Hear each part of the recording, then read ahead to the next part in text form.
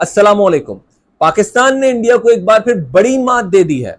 पाकिस्तान के साथ तमाम मुमालिक मिल गए। इंडिया की कही हुई बातों को तमाम मुमालिक ने रद्द कर दिया। पाकिस्तान की बातों को माना। इंडिया के वजीर दिफा को मजबूरन इजलास छोड़ के जाना पड़ गया। अब मैं आपको बताता हूं इस इजलास के हवाले से। ये इजलास जो कि शंघाई ताउन तंजीम SCO के वज़ीर दिफा के दरमियान होता है। ये इजलास चाइना में हुआ और जिसमें 10 ममालिक शामिल थे, जिसमें रूस, Pakistan, Bharat, Uzbekistan, Tajikistan, Kyrgyzstan, Iran समेत 10 ममालिक के वज़ीर दिफा इसके अंदर शामिल थे। और एक मुश्तरका स्टेटमेंट थी कि जिस पर सबका इत्तेफाक हो गया था, लेकिन इंडिया ने इस बात को मानने से इनकार कर दिया और वो इजलास छोड़कर चला गया।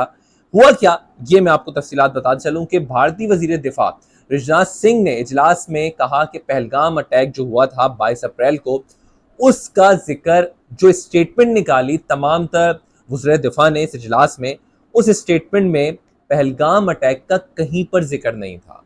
यानी कि जो पहलगाम में अटैक हुआ 22 अप्रैल को, उस हवाले से इंडिया का कहना यह था कि वो एक दहशतगर्दी थी और उसमें जो पाकिस्तान मुलव्विस था उसको इस स्टेटमेंट का हिस्सा बनाया जाए, या एटलीस्ट ये हिस्सा बनाया जाए जो 22 अप्रैल को इतना बड़ा पहलगाम अटैक हुआ उसको भी हिस्सा बनाया जाए। लेकिन तमाम मुमालिक ने ये रद्द कर दिया और 22 अप्रैल को जो पहलगाम में अटैक हुआ उसको इस स्टेटमेंट का हिस्सा बनाने से इनकार कर दिया। सोने पे सुहागा ये हो गया, जो बलूचिस्तान में दहशतगर्दी हो रही है उसके पीछे इंडिया है और इंडिया का जिक्र हुआ, वो इस स्टेटमेंट में शामिल था। यानी कि इंडिया जो ये चाहता था कि पहलगाम अटैक को पाकिस्तान से जोड़े और बलूचिस्तान में जो दहशतगर्दी है वो भी पाकिस्तान से जोड़े और बलूचिस्तान को आजाद करवाने की बात हो, उसमें उसको शिकस्त हो गई है। और अच्छी बात यह रही कि पाकिस्तान के लिए जो तमाम वजीर दिफा वहां पर शामिल थे, तमाम मुमालिक से तमाम के तमाम ने पाकिस्तान की हिमायत की और कहा कि पाकिस्तान में जो बलूचिस्तान में दहशतगर्दी हो रही है इसके पीछे इंडिया है, इसको इस स्टेटमेंट में शामिल किया जाए। फिर क्या था, इंडिया के वजीर दिफा को यह बात बुरी लग गई और उन्होंने ये इजलास छोड़कर जाना मुनासिब समझा।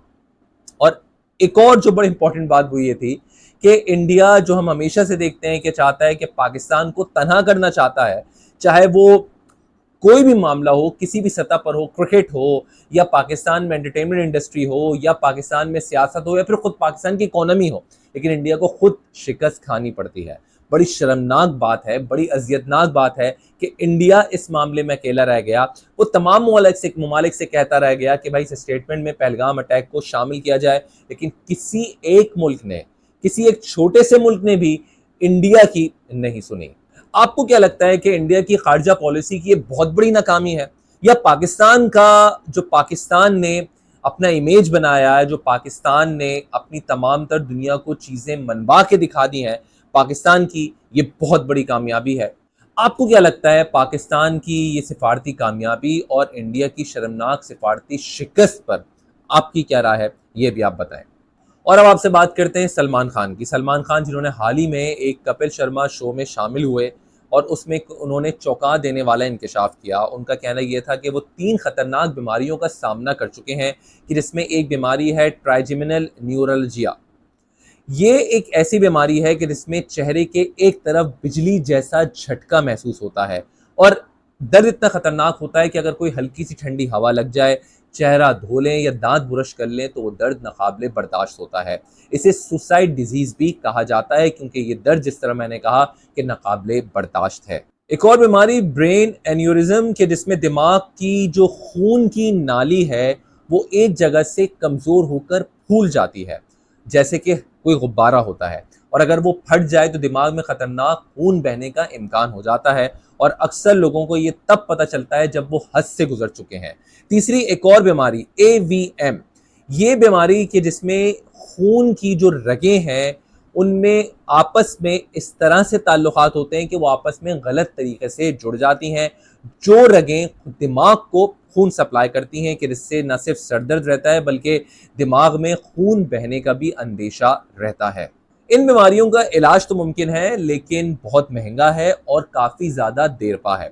बाज़ केसेस में सर्जरी करवानी पड़ती है और इसीलिए सलमान खान ने भी अपनी एक सर्जरी 2011 में करवाई थी। सलमान खान ने बताया कि उन्हें दर्द बहुत ज़्यादा था, लेकिन उन्होंने हार नहीं मानी। उन्होंने इन बीमारियों के बावजूद फिल्मों में काम किया, न सिर्फ काम किया बल्कि जो एक्शन सीन थे वो भी उन्होंने खुद किए। कई सालों से उन्होंने कहा कि वो तकलीफ के बावजूद हौसले से लड़ते रहे हैं। और इस हवाले से जो न्यूरोलॉजिस्ट हैं, जो डॉक्टर्स हैं, सलमान खान की इस बीमारी के हवाले से उन्होंने क्या कहा, ये मैं आपको बताता हूँ। उनका कहना ये है कि ये एक न्यूरोलॉजिकल बीमारी है कि जो चेहरे के असाब पर असरअंदाज होती है। इसमें इंसान को ऐसा महसूस होता है कि जैसे चेहरे पर बिजली का झटका लगा हो, और दर्द कुछ सेकंड से लेकर मिनटों तक जारी रहता है, और बाज़ औक़ात ये दर्द दिन में कई मरतबा होता है। माहिर न्यूरोलॉजिस्ट के मुताबिक कि चेहरे के एक तरफ अचानक शदीद दर्द होता है जब आप कुछ चबाने की कोशिश करते हैं, कोई ब्रश करते हैं या कोई ठंडी हवा आपको लगती है, तो इस दर्द का आगाज हो जाता है। झटकेदार बिजली जैसा दर्द होता है। आंखें, जबड़े, गाल, किसी भी हिस्से में सख्त तकलीफ आपको महसूस हो सकती है। सलमान खान का खुद भी कहना यह था कि इस बीमारी की शिद्दत इतनी ज्यादा थी कि वो बोलने, खाने और हत्ता के हंसने से भी डरते थे, क्योंकि ये बीमारी उन्हें कई सालों तक रही, कि जिसके बाद उन्होंने 2011 में इसकी सर्जरी करवाई।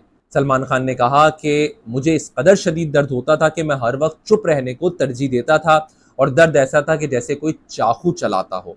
तो यह है वो सलमान खान जो करोड़ों लोगों के दिलों पर राज करते हैं, लेकिन खुद बहुत ज़्यादा तकलीफ से गुजरे हैं और अभी भी गुजर रहे हैं।